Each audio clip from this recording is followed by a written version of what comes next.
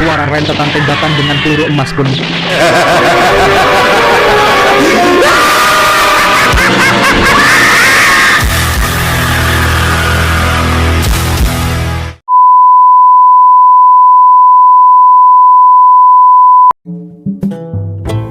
Si Pitung, sang jawara legendaris asal Betawi. Si Pitung lahir pada tahun 1866 di Rawabelong, Palmerah, Batavia, Hindia Belanda, atau sekarang disebut Jakarta, Indonesia, dekat stasiun Palmerah untuk sekarang ini. Si Pitung dengan nama asli Ahmad Niti Kusumah atau Salihun, ia merupakan putra dari pasangan Abah Piyung dan Mbak Pinah. Konon, asal-usul nama si Pitung diambil dari frasa Jawa, Pituan Pitulung, yang berarti 7 sekawan tolong menolong. Dahulu, sekitar abad ke-19, Rawabelong disebut Omel Landen, yang berarti pinggiran Batavia. Saat itu, kawasan ini telah dikenal padat penduduk. Si Pitung dibesarkan dengan latar pendidikan di sebuah pondok pesantren perguruan Haji Naipin, seorang ulama terhormat dan terkenal berilmu tinggi. Pitung diajarkan mengaji, membaca, menulis, berhitung, serta bela diri silat. Si Pitung sangat pandai dan dia juga mempunyai kepribadian yang baik. Ia merupakan salah satu murid kesayangan dan kebanggaan Haji Naipin. Awal mula si Pitung menjadi perampok. Pergilah Pitung ke Tanah Abang sambil menggiring 2 ekor kambingnya yang akan dijual. Kambing yang dibawa Pitung, kambing yang sehat dan gemuk-gemuk. Para pembeli tertarik dengan kambing Pitung. Tidak perlu menunggu lama, kedua kambing itu telah laku terjual. Pitung sangat senang. Uang hasil menjual kambing dimasukkan ke dalam kantong celananya. Lalu, ia bergegas untuk pulang. Namun, di tengah jalan ia bertemu dengan segerombolan preman. "Hei, lo mau kemana?" tanya salah satu dari mereka. "Mau pulang, Bang," jawab Pitung dengan santai. "Di mana rumah lo?" tanyanya lagi sambil merogoh kantong celana Pitung. "Di Rawabelong, Bang," jawab Pitung. "Ya sudah, pulang sana," ujar preman itu. Pitung segera pulang.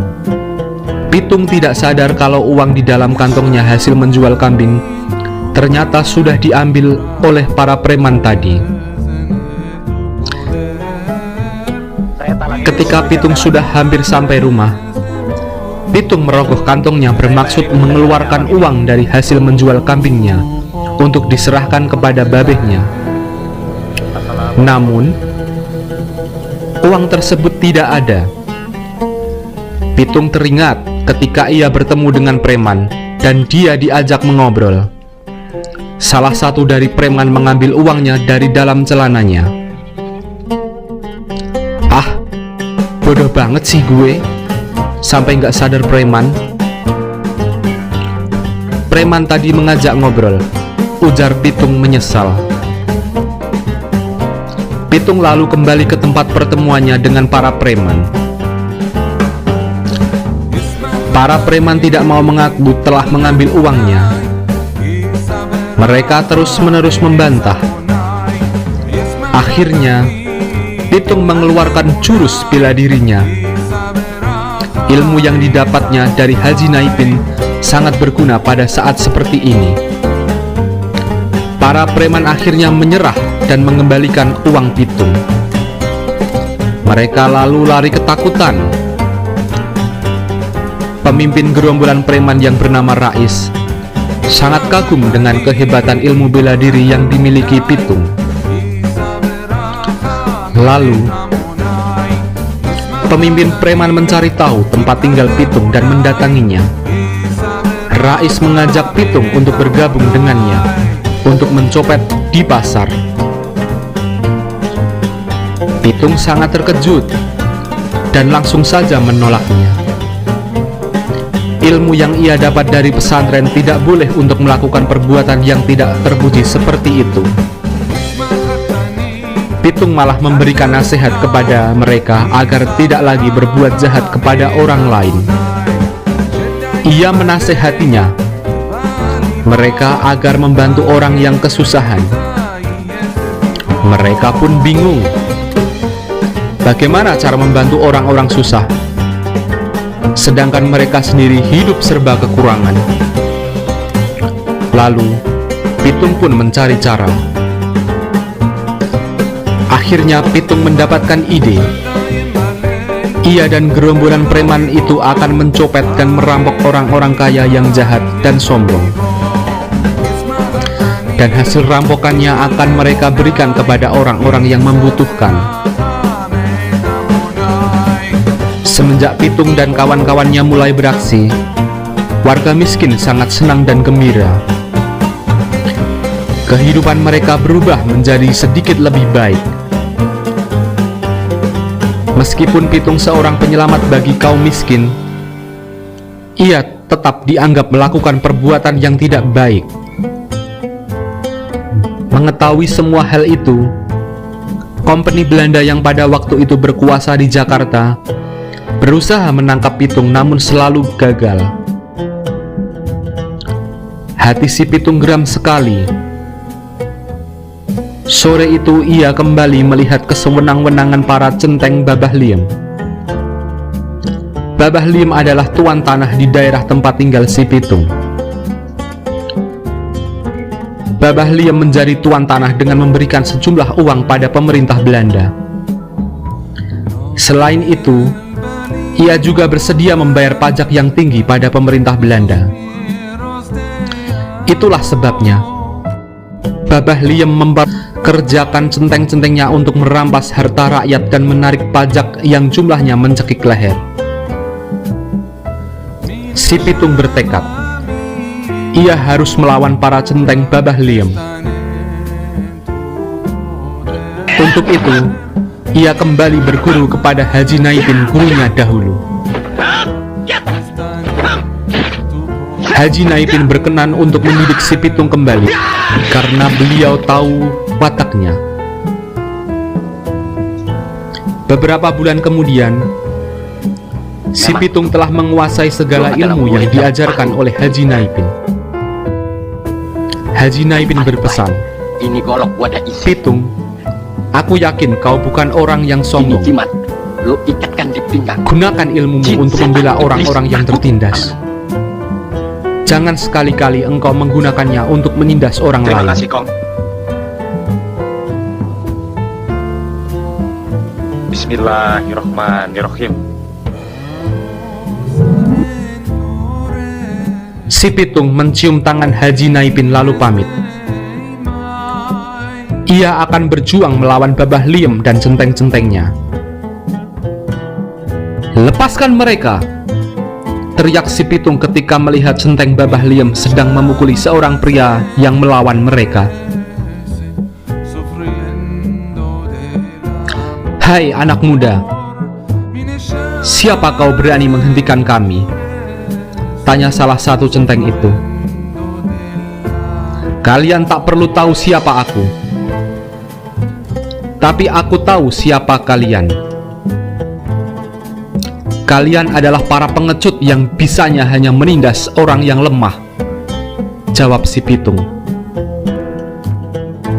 Pemimpin centeng itu tersinggung mendengar perkataan si Pitung. Dia lalu memerintahkan anak buahnya untuk menyerang si Pitung. Namun, semua centeng itu roboh terkena jurus-jurus si Pitung. Mereka bukanlah lawan yang seimbang baginya. Sekarang lu mati. Mereka lari terbirit-birit, termasuk pemimpinnya. Dan si Pitung juga kebal terhadap tembakan.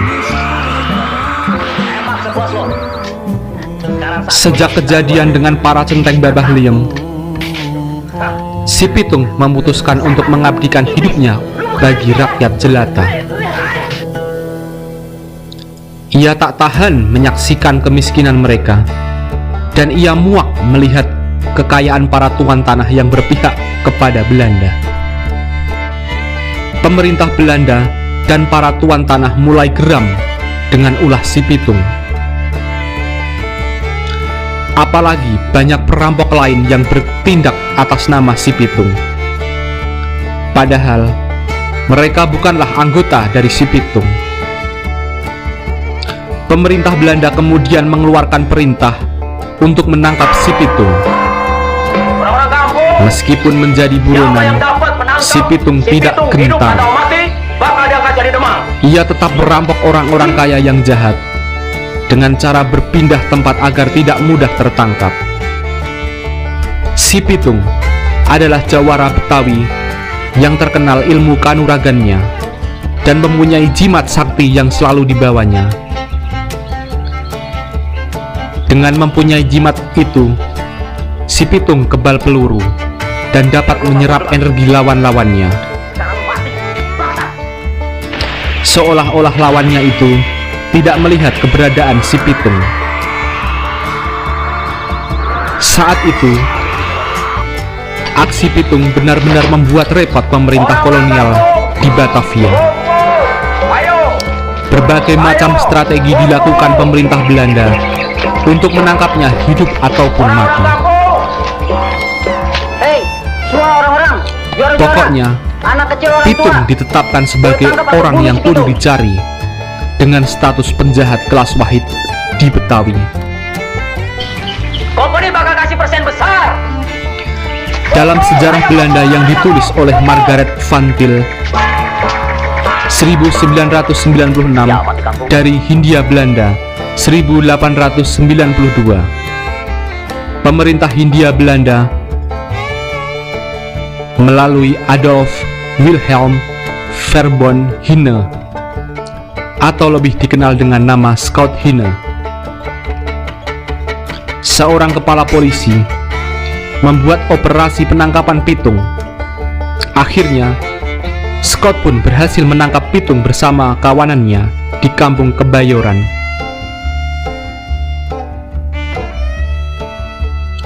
Tapi, tidak sampai setahun, Pitung berhasil kabur dengan bantuan penjaga penjara. Pitung hanya bermodal belincong sejenis linggis untuk membongkar atap dan mendaki dinding penjara. Hal ini membuat pemerintah kolonial Belanda menghargai kepala Pitung senilai 400 gulden karena begitu sulit menangkapnya. Karena kesal tidak mampu menangkap si Pitung, Scout memilih untuk pergi ke dukun. Dari dukun ini, Scout mendapatkan sebuah peluru emas yang disebut mampu melumpuhkan Pitung.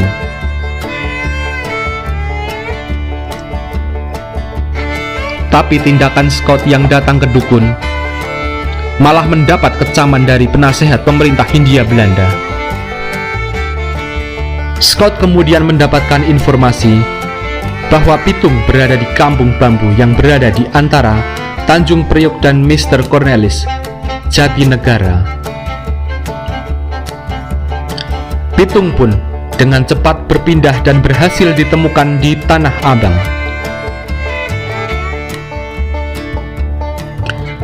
Dengan menggunakan segala cara liciknya, Company menawarkan iming-iming kekayaan kepada si Somat, teman si Pitung. Ia dikhianati oleh Somat yang memberitahukan kelemahan Pitung untuk mengambil jimatnya yang selalu dibawanya, sehingga kesaktiannya menjadi lemah. Lalu setelah itu, baru bisa ditembak menggunakan peluru emas agar dapat tembus ke dalam tubuhnya.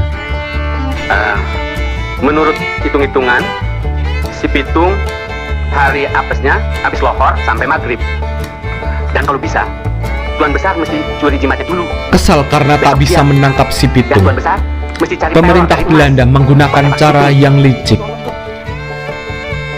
Mereka menangkap Abah Piyung dan Haji Naipin sebagai sandera.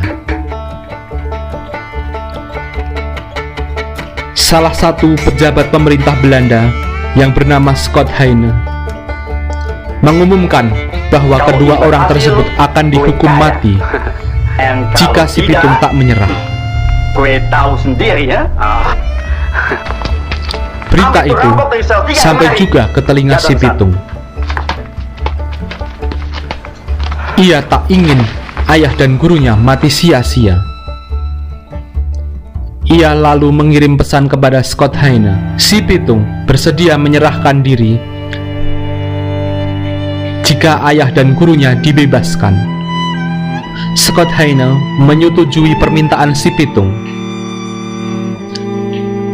Abah Piyung dibebaskan, tetapi Haji Naipin tetap disandera sampai si Pitung menyerahkan diri. Akhirnya pun si Pitung muncul. Tegas gue menyerah. Lepaskan Haji Naipin, dan kau bebas menangkapku, kata si Pitung. Scott Heine menuruti permintaan tersebut. Haji Naipin pun dilepaskan. Pitung, kau telah meresahkan banyak orang dengan kelakuanmu itu. Untuk itu, kau harus dihukum mati, Lo punya kata orang-orang Scott Heine. mandor-mandor kurap lo. Kau tidak keliru. Hai Hena, Bukannya kau dan Selama para masih ada tuan nafas tanah gue, itu yang meresahkan gue pantang menyerah. banyak orang. Lo kira gue takut mati? Aku Kau tidak menimpang takut perasaan dengan orang kampung. ancamanmu, jawab si Pitung. Huh. Sudah mau mati masih sombong juga. Si Pitung tidak sadar kalau jimatnya sudah dicuri. Setelah itu, pasukan, tembak dia, perintah Scott Heine pada pasukannya. Abah Piyung dan Haji Naipin berteriak memprotes keputusan Scott Heine. Bukankah anakku sudah menyerahkan diri? Mengapa harus dihukum mati? Ratap Abah Piyung. Namun, Scott Heine tak peduli. Baginya si Pitung telah mengancam jabatannya. Damai! La ilaha illallah! Bismillah! Allahu Akbar! Ya! Suara rentetan tembakan dengan peluru emas pun memecahkan kesunyian. Tubuh si Pitung roboh bersimbah darah, terkena peluru para prajurit Belanda. Abah Piyung dan Haji Naipin sangat berduka. Mereka membawa pulang jenazah si Pitung dan menguburkannya. Namun, terdapat ada beberapa versi tentang kematian si Pitung. Ada yang sebelum ditembak dilempari telur busuk terlebih dahulu, dan ada pula sebelum ditembak rambutnya harus dipotong terlebih dahulu. Berkat jasa-jasanya, banyak sekali orang yang mengiringi pemakamannya dan mendoakannya. Meskipun ia telah tiada, si Pitung tetap dikenang sebagai pahlawan bagi rakyat jelata. Pesan moral cerita si Pitung dari Betawi untukmu adalah: jadilah orang yang rendah hati dan pemberani membela kebenaran. Kabar mengenai tewasnya si Pitung dimuat dalam surat kabar berbahasa Belanda, The Locomotive edisi 19 Oktober 1893, dan koran Hindia Olanda edisi 20 Oktober 1893. Berdasarkan cerita, Pitung dimakamkan di daerah Kebonjeruk, Jakarta Barat. Namun, ada pula yang mengatakan bahwa makam si Pitung berada di daerah Tapos, Depok. Dan ada juga yang mengatakan ia dimakamkan di hutan Jati Jajar, Depok.